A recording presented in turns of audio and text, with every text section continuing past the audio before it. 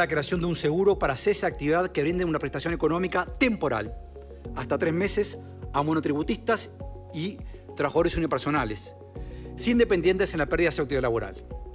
Con esto me refiero a un sector particularmente vulnerable que actualmente tiene una cobertura ineficiente. La mayoría de las propuestas incluidas en el diálogo social se convertirán en un proyecto de ley y deberán ser aprobadas por el Parlamento, donde el oficialismo no tiene mayoría. Bien, donde el oficialismo no tiene mayoría. Por lo tanto, uno imagina que esto va a seguirse conversando, ojalá no sea ad infinitum y que pueda bajarse a tierra, porque además este documento tiene un montón de otros puntos no tan polémicos como la SAFAP y el tema de la edad de jubilación o la nueva causal, que son importantes llevar adelante. Nos está acompañando en este momento la diputada Frente Amplista, integrante del grupo de trabajo que elaboró el documento, Sol Maneiro. Gracias por estar aquí con nosotros. Muchas gracias por la invitación. Bueno, ¿por dónde arrancar? Vamos a hacer al revés. Dejemos lo más polémico para dentro de un ratito. Dame un titular del documento del diálogo social que remita, por ejemplo, a la primera infancia, que es una de las áreas donde la narrativa estuvo más arriba, tanto en oficialismo como en oposición, y que después el presupuesto no lo reflejó demasiado. Bueno, ¿qué aparece en el diálogo social que sea importante y que remita a lo que alguna vez se comprometieron con tanta vehemencia nuestros políticos? En todo el proceso del diálogo social, en las diferentes instancias de conversatorios, audiencias, seminarios, la evidencia es que la preocupación más grande en todas estas instancias del diálogo era esto, ¿no? El problema de la pobreza que tenemos, sobre todo en la primera infancia, y también acompañado del sistema de cuidados. Una de las propuestas que tiene este documento es unificar las transferencias en una sola prestación, que quiere decir que las personas que cobran, los niños que cobran asignación familiar por plan de equidad, tarjeta Uruguay Social, Bienvenido Bebé y otras que hay asociadas, se van a unificar en una sola y se va a cobrar mensualmente. ¿Es posible que haya familia? Pues deduzco que sí, si no, no estarían haciendo este planteo, pero... y de hecho hoy en la radio conversaba con un integrante del PIAS, de la Plataforma de Infancias y Adolescencias, a partir del documento que presentó el CIPIAF, perdón, que muchas familias a veces no saben cuántas transferencias tendrían derecho legítimo a cobrar, o se embarullan en todas las distintas puertas o ventanillas a donde tienen que ir. Por lo tanto, es muy probable que ni siquiera estuvieran cumpliendo con el objetivo inicial estas transferencias. Claro, hay un montón de trámites que se tienen que hacer en diferentes instancias, que esto lo que busca es unificar, y en un solo trámite se tendrían, por ejemplo, beneficio de la UTE, que tiene algunas, el beneficio de las garrafas, o sea, hay diferentes dispersados. Esto lo que busca es unificar todo. Perfecto. No solamente unificarlo, sino que aumentar, y ahí se pone un número en el documento para tener la base de lo que es la canasta alimentaria de Montevideo, que es 6.600, un número medio complejo, 6.666 pesos, que en realidad eso en algunos casos duplicaría y en otros casos triplicaría lo que están cobrando ahora mismo esas familias por niño. ¿De dónde saldrían los dineros para llegar a ese número? Bueno, ahí este gobierno desde que asumió tiene como prioridad, incluso en el presupuesto quinquenal, el 40% del presupuesto fue dirigido a las infancias y adolescencias, y tiene previsto ya el gasto en el presupuesto quinquenal porque ya era una prioridad, y además en las próximas rendiciones de cuentas y presupuestos que va a haber ahora en la que entra en junio y las que van a haber los próximos años, va a estar abordado estas recomendaciones. Bien. Que después tendrá que discutirlo el Parlamento. Sí, sí, por supuesto. Y habrá que ver quién se anima a decir que no en esta, ¿no? Está el tema de la contraprestación o no para puntualmente la asignación familiar. Sí. Sobre ese aspecto, ¿llegaron a alguna conclusión? Sí, ahí hay evidencia en diferentes espacios de que la contraprestación no impide que el niño deje el sistema educativo. Entonces, lo que se plantea y penaliza a esa familia que ya está en una situación complicada. Entonces, lo que se plantea acá es que haya un acompañamiento más firme del Estado para que esos niños y niñas que por algún motivo abandonan el sistema educativo vuelvan como como se hizo, ¿no? Hay evidencia, en este periodo ya se hizo que se fueron a buscar los niños con maestras comunitarias y con todos los equipos, y volvieron 3.000 niños, niñas y adolescentes al sistema educativo que se habían ido. Y sin embargo, de la otra manera, solo mediante el pago retirarle la asignación familiar no hizo que los niños volvieran, porque en realidad son familias que están con diferentes dificultades y esto complica todavía más esa situación. Este aspecto concreto reabrió un viejo debate, ¿no? De si asistencialismo no. ¿Dónde se paran en ese punto? ¿Tenés opinión formada, Pablo? Sí. ¿Qué? Yo no veo que sea un asistencialismo. Cuando uno dice de pronto que el Estado hace una contraprestación por algo que tiene que devolver el ciudadano, hay situaciones y situaciones. En este caso en particular, los que reciben esta contraprestación son los... La asignación, claro. Son las familias más vulnerables. Eventualmente hay que ver cuál es la situación particular de cada una de esas familias, por qué de pronto no llevan a los chiquilines a la escuela. Puede ser que viven en un barrio carenciado, hay una lluvia, no puede salir, el ómnibus no entra. O sea, que no te aferrás a la línea de los que, sin contraprestación, no me aferro nada. a eso, y además, si lo ponemos en el plano objetivo y frío, el porcentaje del presupuesto de ese tipo de asignaciones no mueve demasiado la aguja en el presupuesto nacional. ¿Sole? Yo soy, incluso en contra de muchos de mis compañeros de militancia en diferentes ámbitos sociales, yo soy muy asistencialista, quiero decirlo, y defiendo. Sé que se dice como peyorativamente ser asistencialista. Yo creo que cuando uno está en una situación de hundido por situaciones de todo tipo de vulneración, de pobreza, de falta de redes que te sostengan, vos lo primero que tenés que hacer es levantar a esa persona, esos niños, esas niñas, esas madres, levantarlos, para a partir de que tengan un piso superior de donde pararse, donde uno pueda empezar a hablar de contrapartidas. Uno no puede hablar de contrapartidas, pedirle a una persona que vive, no sé, en un suburbio de los que están más lejos del centro de Montevideo, donde tienen una escuela no sé cuánto, donde no tienen para comer y no tienen para comer. O sea, no es una metáfora esto, es realmente no comieron la noche anterior. Entonces, viven en el marco seguramente de una violencia también intrafamiliar, territorial. Ponerse en el lugar de, porque te doy 1.200 pesos, es hoy, ¿no? Mensualmente. Sí, más o menos. 1.200 pesos. Creer que esa situación se va a levantar y tienen ya una capacidad por esos 1.200 pesos de responder a la altura de lo que nosotros acá presentes estamos en condiciones de responder con otra situación de vida, me parece de un grado de injusticia, ¿no? De injusticia con esas personas. Entonces yo soy una de las que reivindico lo del asistencialismo sin vergüenza, porque me parece que es necesario y fundamental en muchísimos casos. Más Bien. hablando de infancia, ¿no? Pepe o Virginia, ¿tienen algún matiz con estas posiciones? Yo todos los matices. A ver. Yo perdón, pero... Sí, dale. Adelante. ¿no? A ver, me parece, yo comparto la mirada de generar estrategias que le permitan a la gente partir de un piso lo más igualitario posible para poder desarrollarse. Yo sí creo en la contraprestación. A mí me parece bien la estrategia de reorganizar de alguna manera toda la cantidad de prestaciones que hay hoy en la web, de unificarlas, tratando de que le lleguen de la mejor manera posible a todos. Eso me parece bien. Yo creo que la asistencia a clases, la contrapartida de asistencia a clases, me parece que es una muy mala señal sacarla. Es una obligación mandar a los niños y a las niñas a la escuela. La escuela es obligatoria. Y la contrapartida de esa obligación la tienen los padres y las madres que ejercen la patria potestad y por lo tanto tienen que cumplir con esa obligación, no como un resultado de un asistencialismo. No, porque es el derecho de los niños y de las niñas a ir a la escuela. Pero no porque te den una asignación pero familiar. Si el Estado... Sí. Bueno, pero ¿sabes qué? Termina siendo la forma en cómo el Estado tiene la posibilidad de controlar que esos niños efectivamente no están yendo a la escuela.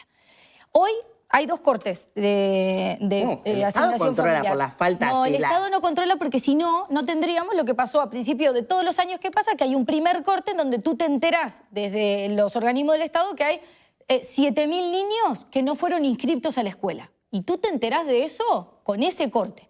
cuando cruzás datos entre BPS y ANEP para saber qué niños están inscriptos. Y eso es lo que te permite salir a buscarlos, porque tú sabes dónde están, dónde viven, de qué departamento son. Pero si eso no tenían depende, una... pero esa información la puedes cruzar igual, aunque no exista la la contraprestación. única forma, de hecho, es tan nuevo este mecanismo, porque este cruzamiento de datos tampoco es una cosa que se hace mucho tiempo, hace muy poco, porque lo que tiene que ver con la organización del Estado, estamos en un saldo negativo, Sí. y el cruzamiento de datos Sí. no es una estrategia que se hace mucho Eso es tiempo. así. Recién ahora, Seguro. por ejemplo, en el periodo pasado logramos que los centros educativos privados pudieran volcar la información también al BPS para saber si un niño no era que no estaba inscrito, sino que se había trasladado a un colegio privado, por ejemplo. O sea, estamos en pañales todavía en lo que tiene que ver con, con ¿Pero la cómo se sinergia de vincula con la datos. segregación familiar? Porque es la única forma que tenés El hoy BPS.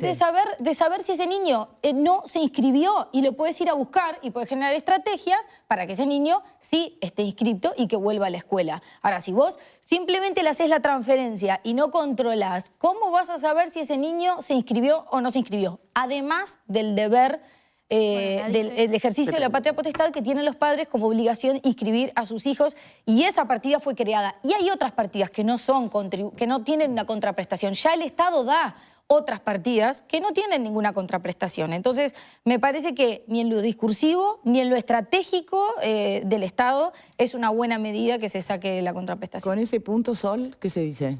No, que ella dice que la única manera que hay, bueno, acá lo que se propone es que el Estado acompañe más, que no sea la única manera. En este periodo de gobierno se encontró otra manera, que es ir a golpear, ir a buscar a los chiquilines, ir con el MIDES y con asistentes sociales a ver qué está pasando. Sí, pero con fueron esos a chiquilines, buscarlos ¿por qué a los no que va? sabían que ya Claro. se habían ido, A los ¿no? que sabían que Sí, se habían ido. Pero ese eso. cruzamiento va a seguir estando. No es que se elimine el cruzamiento porque no haya una contrapartida por la prestación. E incluso esas otras Pero, prestaciones ¿por qué sería? que no dependen de la contrapartida van a estar unificadas. O sea, va a haber una unificación. Entonces el cruce y el trabajo de coordinación entre los diferentes entes del Estado va a estar. Incluso la propuesta es que eso mejore cada vez más. En el periodo pasado hubo una mejora, como decís tú, bueno, y en este periodo se propone que eso todavía se mejore más, pero que no se penalice a las familias que están en situaciones más complicadas y que no arrancan del mismo piso que arrancan otras familias. Soledad decía, yo siempre cuento la historia, yo tengo gemelos chiquitos, y cuando fueron al CAIF hicieron una actividad con los padres, entonces nos invitaron a almorzar, un CAIF público de la periferia de Montevideo. Y nos invitaron un día a pasar la mañana y a almorzar con los chiquilines. Entonces le digo a la maestra, le digo, ay, qué divino, cómo comen los chiquilines. ¿Viste? Uno como madre, cuando comen así con esas ganas, era como una torta de choclo que habían traído con ensalada. Y los chiquilines comían y pedían más. Y yo les decía, ay, qué placer verlos comer así. Y la maestra me dice, vos sabés que es divino verlos comer así, pero es triste, porque muchos de estos niños comen acá y no vuelven a comer hasta mañana. Y ahí es donde te baja la realidad de la diferencia que tenés de pisos en los que arrancan algunas infancias y otras. Entonces, la idea con esto es no penalizar a los que están más complejos y fomentar todos los mecanismos del Estado para que los chiquilines puedan asistir a la escuela, porque ahí comen, porque ahí en invierno están calentitos durante un montón de tiempo. O sea, hay otro montón de cosas que hacen valedero que los niños estén en el sistema educativo, y estoy totalmente de acuerdo con que eso... Después hablamos de que el número es 1.500 pesos. Pero además es su derecho. Se caen, se No solo es derrumban una cualquiera de las dos obligación, argumentaciones, ¿no? O sea, Sí, claro. o sea, esto de que ni le cambia la vida comer más menos Se propone 1.500 aumentar, pesos, ¿no? igual se propone Pero aumentar pareciera ridículo que se considerablemente. genere tanta polémica por 1.500 pesos, que ni siquiera alcanza para nada. Pepe, ¿qué querías agregar? No, más que nada una pregunta. ¿La unificación, diputada, de estas prestaciones van a ir por rendición de cuentas o van como proyecto de ley al Parlamento separado?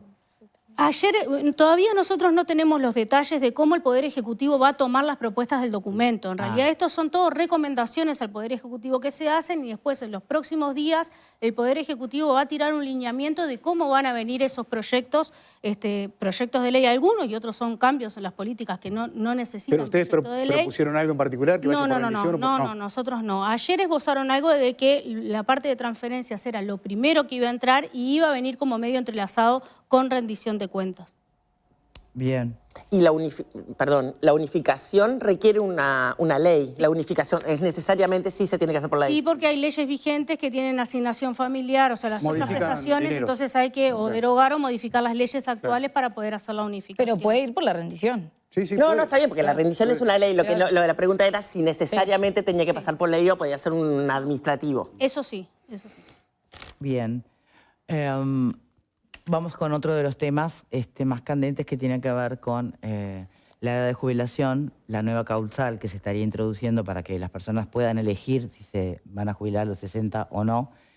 Desde la oposición se señala eso, ya pasó una vez y poco menos que se desfinanció el IPS. Después, por otro lado, está el tema de las AFAP. Vamos con la edad jubilatoria primero, ¿les parece?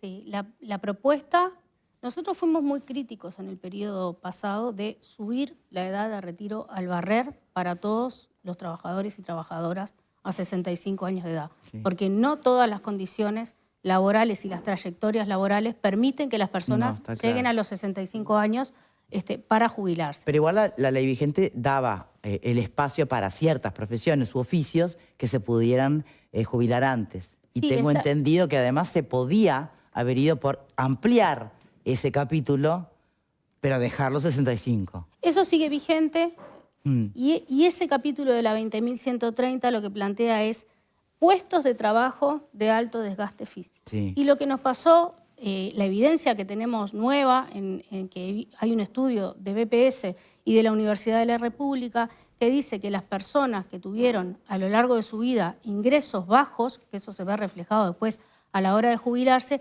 tienen menor expectativa de vida. Entonces, no solamente estamos hablando de puestos de trabajo específicos, como plantea la ley vigente, sino estamos hablando de trabajadores con trayectorias laborales de bajos ingresos.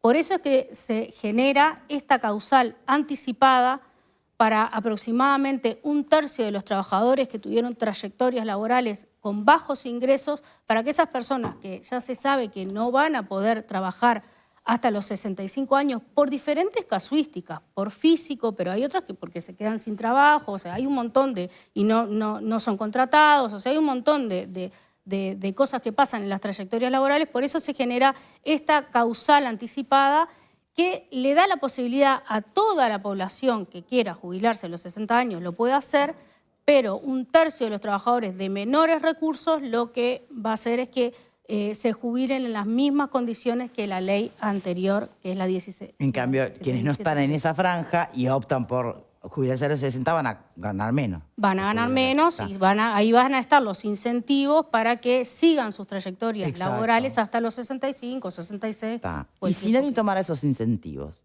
¿se va a desfinanciar más todavía el sistema o no? ¿Eso está calculado? Me estás hablando de las personas que no están dentro del tercio, Claro. los 2/3. Sí. Y lo que pasa es que van a ganar menos.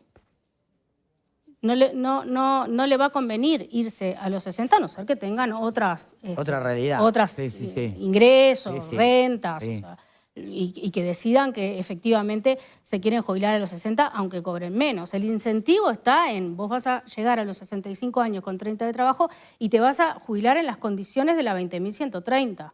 Y si seguís más, te vas a Bien. jubilar mejor. ¿Qué piensan allí? Porque uno puede escuchar también, ¿no?, las miradas de la oposición alertando sobre, bueno, poco menos que una corrida, sacándole extremo, sacándole, ¿no?, bajarle el IVA. Aún así, podría ser razonable. No sé cuántas personas realmente pueden darse ese lujo, ¿no?, de decir, me jubilo igual aunque gane menos porque tengo a la tía que me heredó las casitas. No sé. ¿Qué pensás, Pepe? No, preguntas también. Hoy te podés jubilar, pero podés seguir trabajando, haciendo tu aporte. Eso se mantendría. Se mantiene. O sea que yo me podría jubilar a los 60 años, con 30 años de trabajo, sí, a los 60, digo bien. Cobrar menos, pero seguir Cobrar trabajando. menos, pero seguir trabajando. Ah, Ya y no es ahí un tema sí, de ahí- renta ni de herencia. ¿Y ahí no habría un problema? Y ahí seguís Aportás aportando al cuando No, ahí sistema. estás aportando. Está, claro. o sea que lo que es como... Claro, pero ahí el costo-beneficio capaz que me lo que sirve. entra Porque sale, por un está bien. lado estoy Capaz- recibiendo un dinero, Lo que sale pero entra, sigo digo. trabajando por el Pero otro. seguís trabajando y estás aportando al sistema, o sea que ahí no hay un Claro. prejuicio. Sí, el tema es que estamos teniendo en las dos puntas del sistema pocos nacimientos y cada vez vivimos más. Sí. Entonces, Yo el otro día ponía de ejemplo, mi abuelo que murió a los 65, yo espero vivir 20 años más que mi abuelo. Ahora, ¿cómo transcurro esos 20 años? Después está la otra pregunta. El mundo va hacia los 65 o más todavía, ¿no? ¿Sí? ¿Por qué nosotros bajamos? Esa es la otra pregunta. Pero no es bajar en la vida. Eso se preguntó y se suponía que se había saldado en un plebiscito. Pero bueno, está. Cuando en la vida de los hechos, sí, el uruguayo se jubila en promedio en los 63 años. El problema tenés la gente que queda rezagada. El que vos no le des la oportunidad a una persona que no va a llegar de ninguna manera trabajando a los 65. ¿Qué pasa con esa gente? Bueno, eso es lo que nosotros no se podría haber ampliado el capítulo específico de la ley vigente y sacarlo exclusivamente de la aptitud, del tema físico que estaba con. Claro, y había que modificar algo. Tendrías que modificar todo el capítulo de puestos de trabajo por alto desgaste físico, además con algunas condicionantes que hacen casi que imposible que esos puestos de trabajo con alto desgaste físico efectivamente puedan presentarse a una jubilación anticipada. Esto lo que hace es ampliar eso, porque además nombra específicamente la construcción y los trabajadores rurales, pero hay otro montón de trabajadores y sobre todo trabajadoras que no están amparadas en los puestos de trabajo, porque además las trayectorias laborales son amplias. Vos podés tener puestos de trabajo con mucho esfuerzo físico a lo último, y al principio, ¿no? O sea, ahí queda como muy turbio a ver a qué colectivos llegaba esa jubilación anticipada. Está bien, por acá. Yo creo que lo fundamental, porque ahora estaba escuchando también que hay un proyecto que se va a presentar al Poder Ejecutivo por parte de las cámaras empresariales. O sea bueno, porque estaban muy en desacuerdo con algunos aspectos del con resultado esto, con la contraprestación esta que estábamos hablando recién y fundamentalmente sobre las AFAP, que es lo hablamos. Ahora vienen después que sí. Esas van a ser verdes, no van a ser maduras, ya te lo adelanto. Pero de todas maneras, hay que ver cuál va a ser la tasa de reemplazo. Porque hasta ahora no hay un número sobre la mesa de cuál va a ser la tasa de reemplazo de aquel que quiera jubilarse a los 60 años. Yo en principio te diría que hasta me parece bien que te den esa opción. Vos verás si te conviene o no después cobrar X porcentaje, ¿no?, de lo que te corresponda, mientras no afecte el resto de las contraprestaciones, hasta no saber cuál es la tasa de reemplazo. Sí, está bien. Y se van a dar para casos, creo yo, puntuales. Se me ocurre uno. Una persona que se queda sin trabajo a los 59 años, a los 60 años. Y le faltan 5 más para poder jubilarse. ¿Quién te toma? ¿Quién te toma con 59, 60 años? Es uno de los casos que se me ocurre ahora. Podría pensar algún otro más. No sé si moverá mucho o no la aguja. Hay que ver cuál va a ser, primero, el resultado final que el Poder Ejecutivo envíe al Parlamento en cuanto a la tasa de reemplazo en caso que utilice la opción de los 60 años. Sí. Eso es fundamental. En principio, si no erosiona el sistema, me parece hasta razonable. En principio, habrá que ver si erosiona o no el sistema. Bien. ¿Sale? A mí me parece que a veces hacemos como un cuco. Yo, cuando hablamos de esto de la edad menor, los docentes pueden jubilarse antes, ¿no? Mucho antes. Yo tengo amigas docentes que ya están en edad de poderse jubilar, tan lejos de los 60, pero ya están habilitadas porque el sistema de la docencia habilita, computa 3x1, ¿no? Una cosa así. Tiene un régimen especial. Tiene un régimen especial. Igual que el ejército. Está, perfecto. Sí, el ejército tiene mucho más especial todavía. Pero bueno, las docentes que son más trabajadores en el sentido nuestro, no con una profesión tan especial como la de los militares, mis amigas, si estoy pensando en una en particular, hacen las cuentas. Esto que está diciendo Sol. Hace la cuenta y dice, no, yo ya me puedo jubilar, pero me cobro tanto menos. Claro. Y voy a vivir hasta los 80, como dice acá Pepe. Entonces yo voy a seguir trabajando, por lo menos hasta... Y hay años en los que el salto es muy grande entre un año y otro, ¿no?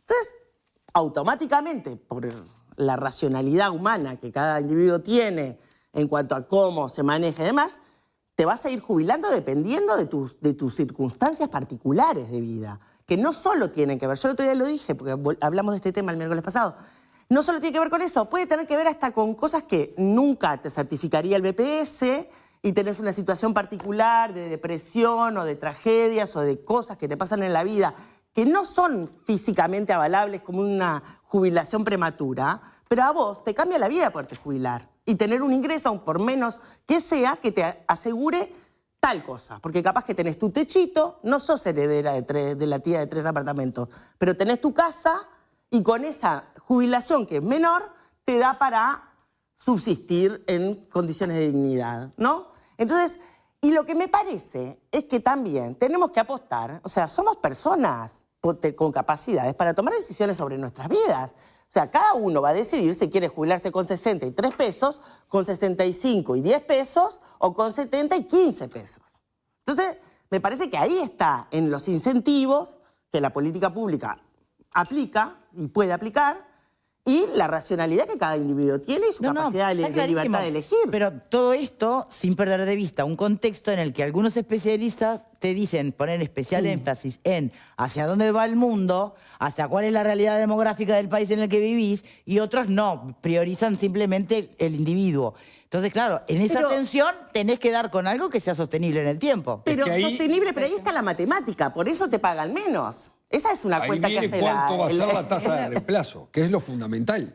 Si vos vas a cobrar un 50% menos de lo que cobrarías cuando tenés 60 años, 65 años, capaz que hasta al Estado le sirve que te jubiles con 60. O sea, es fundamental saber cuál es la tasa de reemplazo. Acá en esta cuestión que es demográfica también no hay ideología, hay matemática pura. Esto es matemática, no hay fría, no hay vuelta. Y yo lo que veo es que me parece que hay como una contradicción en la elaboración del propio documento, que para hacer un documento que viene del diálogo social a mí me parece bien. Después el gobierno es el que tiene el trabajo de ver cómo se materializa esto en los números. Pero por un lado hablamos de aumentar las contraprestaciones, aumentar los beneficios que se le dan a la primera infancia, trabajar mejor en primera infancia y demás, y por el otro lado estamos bajando y habilitando la posibilidad de jubilarte antes. Hablamos de matemática. Hay una a largo plazo hay que hablar de Exacto, matemática, no ya una contradicción no solo de acá, que de ahora. es lógica. O sea, o apostás la caja del Estado para fortalecer la primera infancia y trabajar en la primera infancia, o apostar la caja del Estado para trabajar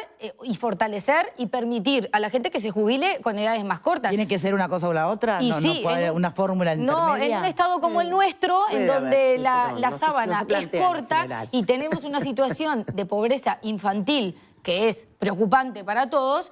Entiendo que deberíamos estar eligiendo 100% ver de qué manera aumenta la caja para fortalecer a la primera infancia. ¿Qué opinas, Sol, sobre eso? Yo creo que un poco coincido un poco con la postura de Soledad, que en realidad lo que se está haciendo es habilitando a las personas, no se está obligando a que todas las personas se jubilen a los 60 años. Se está habilitando y pensando en las personas que realmente no van a llegar a 65. ¿Qué haces con esas personas? ¿Las dejás? Las dejás en situación de calle, las dejás tiradas. O sea, si BPS o el sistema jubilatorio no le da una respuesta a esas personas que no van a poder seguir trabajando, ¿quién le da respuesta? El mismo Estado le va a tener que dar respuesta por otro lado, o por Mides o por alguna otra prestación que haya en la vuelta. Por eso es la idea de... Y hay personas que pueden seguir trabajando, que no van a elegir jubilarse a los 60, como lo hacen ahora. Ni a los 65. Que avanzan y mucha gente sigue, porque por suerte vivimos más y mejor, con más capacidades para seguir trabajando. Entonces yo creo que esta habilitación de que algunas personas se vayan a jubilar a los 60 no mueve la aguja, porque son las personas de trayectorias más bajas. Bien, según O'Donnell, por lo que adelantó en la conferencia de ayer, habría con qué sostener esta propuesta, ¿no? Bueno, habrá que ver.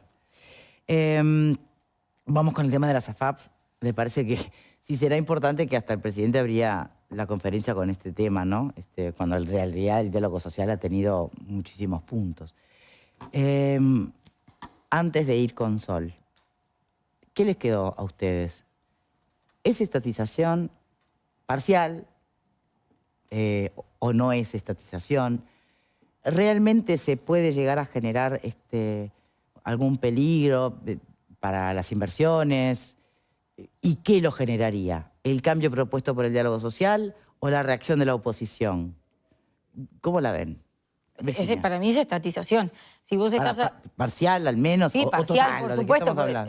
Por lo pronto hablaron de los ahorros individuales, pero si vos decís que los ahorros individuales que hoy maneja una empresa que no es pública va a pasar a ser manejado por una empresa pública... Bueno, no. Una cosa es la gestión, una cosa es la cuenta Por eso, los puntualmente, ahorros otra individuales cosa. van a pasar a estar gestionados por una empresa pública. Y bueno, estás estatizando los ahorros privados que tenían las personas en las AFAPs. O sea, me parece que no hay mucha más lectura sobre eso. Después uno puede estar de acuerdo o no con eso. Pero digo, eso es estatizar algo que estaba en manos que no era de una empresa pública.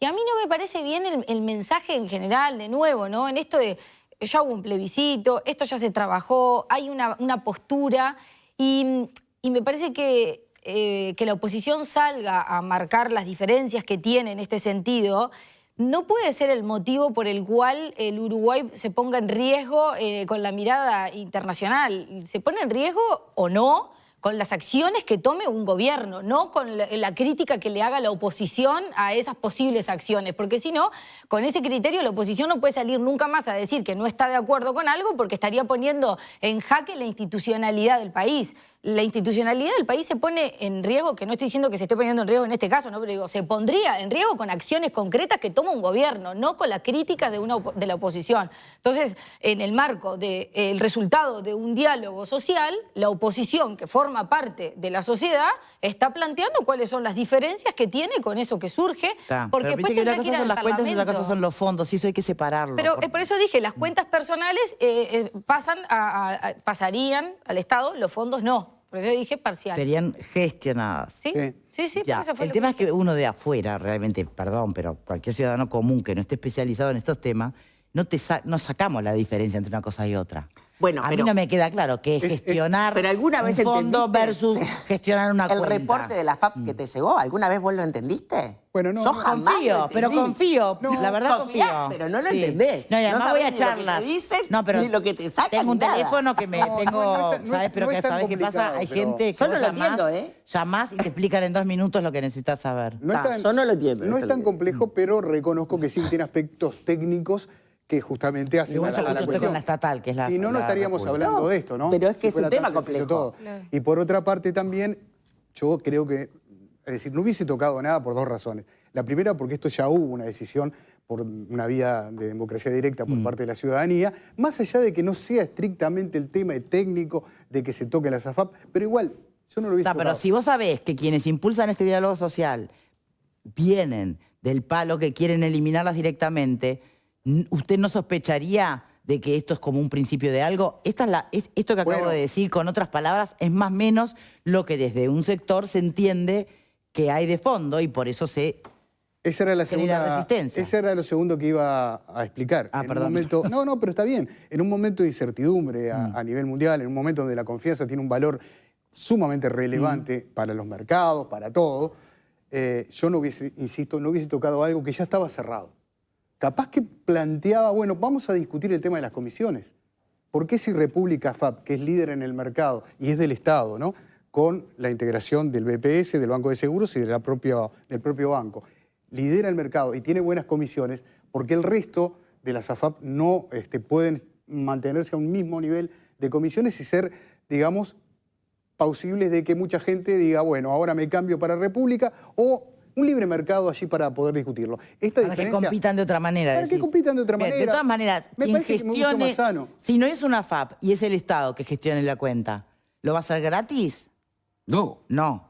¿Cómo lo vas a hacer gratis? No lo sabemos. es que ya no es gratis. No es gratis. No. O sea, ya el Bueno. Estado tiene algo que no es gratis. Claro. La República FAP tiene un fin de lucro. O sea, partamos de esa base. Por Y es e- del Estado. Está por eso, pero si lo que nos molesta es la comisión, gratis, no lo va a hacer nadie. Lo que ¿o pasa sí? es que no es un tema de que moleste Hay o deje de porcentajes molestar. ahí. A ver, No es lo mismo que te lo que cobren un gestiona, 20 lo que o un gestiona un 10. privado Esa es otra cosa. y pasa a ser Es eso. gestionado por el Estado es estatización. No importa lo que sea. Tema semántico, como te guste, pero si lo gestiona un privado y lo gestiona el Estado, se estatizó. No quiere decir que se nacionalice la SAFAP, es otra historia. Pero ¿cuál es el problema acá? O por lo menos es lo que yo le veo. Nosotros estamos ante un sistema que funciona. El argumento fundamental es que se cobra una comisión porque claramente es un lucro que tienen las AFAP, porque todos trabajan por dinero, y que de pronto ese cobro, esa comisión que estas AFAP privadas están cobrando, ese lucro, podrían ser derivados a una futura jubilación y tener una mejor jubilación. Hasta ahora yo no he escuchado, porque quizá no hay números concretos, cuál sería el porcentaje de mejora en mi futura jubilación en este sentido. Pero eso es por un lado. Lo otro que se cuestiona, y que yo me lo pregunto también, ¿qué me asegura a mí que el Estado, este organismo que cree el Estado para poder gestionar estos fondos de ahorro, gestionarlos, no la inversión, gestionarlos, va a funcionar mejor que las empresas que tienen un expertise de 30 años hasta el momento haciéndolo? ¿Qué mejora en esa comisión se puede obtener o en ese margen de ganancia yo puedo llegar a volcar esa diferencia siempre y cuando funcione bien, que hasta ahora no lo sabemos? Uno quiere creer que sí, no se sabe todavía, y qué porcentaje me va a mejorar de la jubilación. Eso lo veo un poco como una nebulosa, lo veo allí. Y lo tercero, más allá de eso también, más allá de eso, es el tema jurídico, la seguridad jurídica que se pueda llegar a tener. Porque, en primer lugar, la AFAP no es un fondo de inversión, la SAFAP. Una de las funciones fundamentales que tiene cualquier AFAP, no acá, en todo el mundo, es gestionar, ¿verdad?, a sus aportantes. Y a su vez invertir. Ahora, si a la SAFAP se le saca la parte de la gestión, que es un lucro que tiene la AFAP y que es fundamental para su funcionamiento, sería simplemente un fondo de inversión como hay tantos. Porque hay un montón de fondos de inversión. Y entre ellos quedaría la AFAP, pero pierde su esencia. O sea, la AFAP como tal pierde su esencia.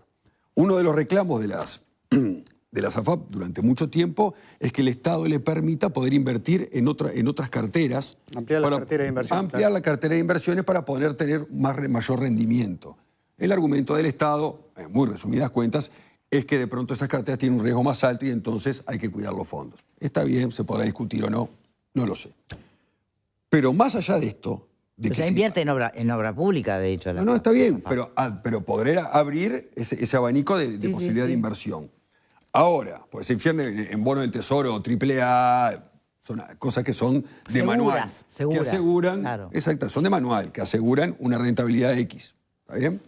Ahora, más allá de esto, y en el hipotético caso de que este organismo que va a crear el gobierno para poder administrar o gestionar estos fondos funcione mejor que el sistema privado, que habrá que verlo, mejor que el sistema privado, mucho mejor, porque el margen de rentabilidad que puede influir en la jubilación no es mucho tampoco, es el problema jurídico que se pueda llegar a tener. Porque acá lo que habría sería una modificación unilateral del contrato entre el Estado y la SAFAP. Entonces, más allá del cliente, yo como cliente de una FAP, cuando también me van a modificar el contrato, porque en vez de que vos me lo gestiones y yo pueda consultarte a vos dónde están mis fondos y demás, tenga que ir a otro organismo a hacerlo. Entonces, creo que ahí vamos a tener un tema jurídico que habría que analizarlo bien, pero que eventualmente puede también ocasionar un problema para el Estado. Bien, desde el grupo que elaboró este documento o estas recomendaciones, ¿cuál fue el punto de partida para tocar de nuevo el tema de la SAFAP? Ahí en ningún momento, o sea, se busca mejorar los tres pilares para empezar, ¿no? No es que solamente se buscó mejorar el pilar de ahorro individual. Se buscó mejorar el pilar de ahorro, el 0 que le llaman, que es el no contributivo, el pilar 1, que es con esto de las jubilaciones y las pensiones, y el pilar 2. En ningún momento del documento dice que los fondos de las personas los va a manejar el Estado. Los fondos, para empezar, son de las personas. No son ni de la SAFAP ni del Estado. Son fondos de ahorro individual.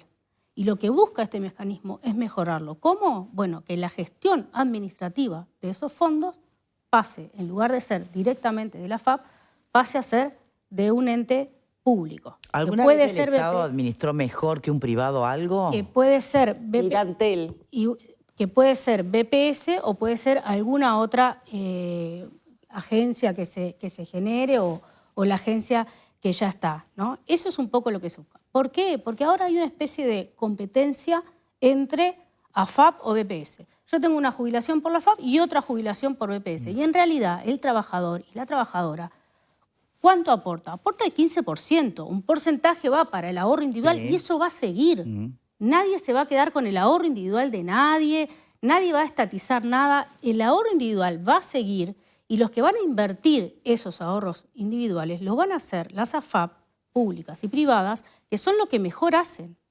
Las AFAP lo que mejor hacen es invertir esos ahorros individuales. ¿Y por qué es necesario que gestione la cuenta el Estado? Entonces, la idea es que haya un ente en el medio, que es el público, que tenga un relacionamiento con los usuarios de asesoramiento, de vínculo, de y que las AFAP se dediquen a invertir, que es lo que mejor hacen. Y en eso no me pueden decir que BPS alguien tiene dudas de todo el asesoramiento constante que da. Y el contacto que tienen las personas con las AFAP es nulo, más allá de un estado de cuenta que te pueda llegar una vez al año. No es la bueno, tu experiencia no, pero el de la mayoría de las personas, el contacto lo tienen. Cuando te van a afiliar en el momento que te dicen que tenés un mejor, que te vas a tener una jubilación preciosa, que marques el artículo 8, eso ya no existe porque ahora la afiliación al régimen individual es obligatorio, o sea, no hay opciones de elijo afiliarme a la FAP o no elijo afiliarme, eso ya no existe.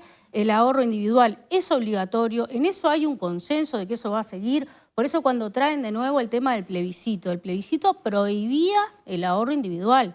Esto no tiene nada que ver con eso.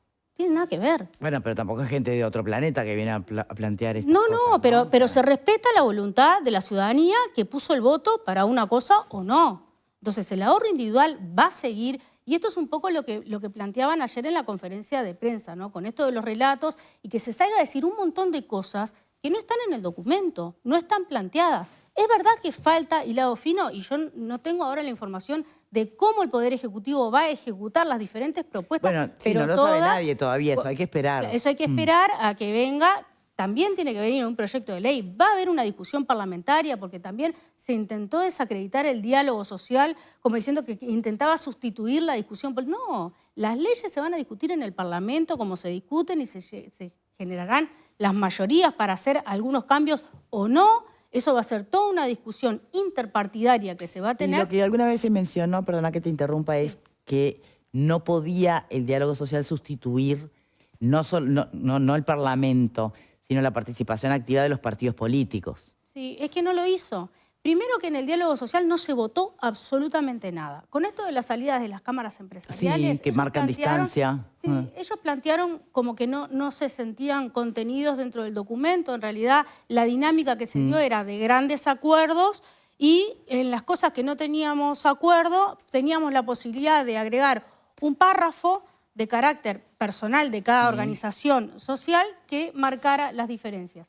Ellos a lo último plantearon de que habían un montón de cosas que no estaban de acuerdo y que iban a realizar un documento porque en un párrafo era difícil, capaz que diferencias un poco más ideológicas, poderse explayar. Lo que a mí me sorprende es que diga que su postura no está reflejada en el documento del diálogo cuando hay un montón de párrafos, el que ve el documento ve que hay un montón de párrafos de las cámaras empresariales que marcan las diferencias y las opiniones que tienen, así como hay párrafos del PICNT, hay párrafos de Cabildo Abierto, o sea, hay diferentes párrafos a lo largo del documento, porque lo que... Hasta ONAJPU también se presenta, también, ¿no? Se separa en algún punto. En algunos puntos, porque me parece que lo que más enriquece el documento también son las diferencias y decir, bueno, no, esto se vota por mayoría, sale con fritas y bueno, y después que el Poder Ejecutivo haga lo que quiera. No, la idea era que todos fuéramos parte de ese documento y plantear. Las dos diferencias grandes que tienen básicamente es el tema de la contraprestación y el tema de las AFAP, ¿verdad? Son las dos diferencias fundamentales. La edad de retiro también. La edad de retiro. Hice una pregunta, perdón, solo para ir cerrando. Cuando te preguntaba experiencias de que el Estado haya administrado mejor algo que un privado. Sí, es como muy amplia la pregunta, ¿no? O sea, nosotros tenemos un montón de empresas públicas que administran muy bien. O sea, tenemos Antel que administra muy bien. Yo no sé si ¿Qué opinan sobre eso? Si yo te voy a decir, no, Antel administra peor para mí no que pasa Movistar. por ahí, para mí pasa porque si vos... Quedó claro, ¿no? Una cosa son las carteras de inversión que las siguen manejando las AFAP, otra cosa es la administración que la estaría manejando este nuevo organismo. Sí, la gestión Ahora, si la gestión ya me la estás cobrando en la FAP y vos me lo vas a volver a cobrar con la gestión del Estado, entonces ahí sí no encuentro cuál es el beneficio. Idea. Incluso bueno, BPS recauda el aporte de los trabajadores, dice, bueno, esta trabajadora tiene tanto, se lo pasa a la FAP y no le cobra nada a la FAP. Claro, pero es plata que estoy poniendo yo, siempre la estoy poniendo yo, sea para la FAP o sea para un organismo del Estado. Por supuesto, pero la idea no es cobrar dos veces, al contrario, la idea es minimizar costos para que no se vea reflejado. La pregunta es, ¿cuánto baja el costo de esa administración? Si lo que me querés bajar es mi costo, ¿cuánto es el porcentaje? O sea, la comisión es otra cosa. Claro, ¿cuánto baja el costo de la administración privada en beneficio de la futura jubilación? Exactamente. Y eso creo que es la pregunta que todos están haciendo, que tú no me la puedes responder ahora, porque hay que limar un poco, sacar sacar un poco de punta al lápiz, pero ese es el ABC. ¿Por qué voy a sacar la gestión a una empresa privada que tiene 30 años? Ojo, es una pregunta, no es una afirmación. Sí, sí. Y pasársela a un organismo estatal que voy a tener que crear a tales efectos o reforzar alguno que ya existe, Con que todos los desafíos burocráticos que siempre que tiene también lo va a tener estatal, un ¿no? costo, Que está y en desfinanciado. esa diferencia de Y que costos, está desfinanciado. ¿cuál es la diferencia que yo logro tener a una futura jubilación? Muchas preguntas que todavía quedan en el aire. Igual, gracias por haber bajado a tierra algunos aspectos importantes. ¿Quedaron ustedes conformes con lo que fue el proceso y la entrega de las recomendaciones? Después lo que resuelve el Parlamento es otra historia, pero hasta acá, ¿quedaron conformes? Nosotros quedamos conformes con todo el proceso. Me gustaría aclarar que de ninguna manera un diálogo social sustituye la discusión que se va a dar a nivel del Parlamento. Es un país democrático y representativo por los partidos políticos. Se invitaron todos los partidos políticos, hay algunos que decidieron participar y otros que no. Entonces, en cuanto al proceso de escucha, recorrimos todo el país, hablamos con los vecinos, con las vecinas. Vinieron asociaciones, vino una asociación Somos Múltiples, de madres múltiples, a plantear que no es lo mismo cuidar a un bebé a la vez que 2 o que 3. Claro. Y esas cosas, si no nos hubiésemos sentado a hablar con la sociedad civil... No te llega nunca. Claro. No te llega. Entonces, es necesario este espacio y el documento es un documento que refleja todo ¿Cuántas páginas eso que vivimos. tiene? 80. 80 páginas. ¿Cuántas recomendaciones?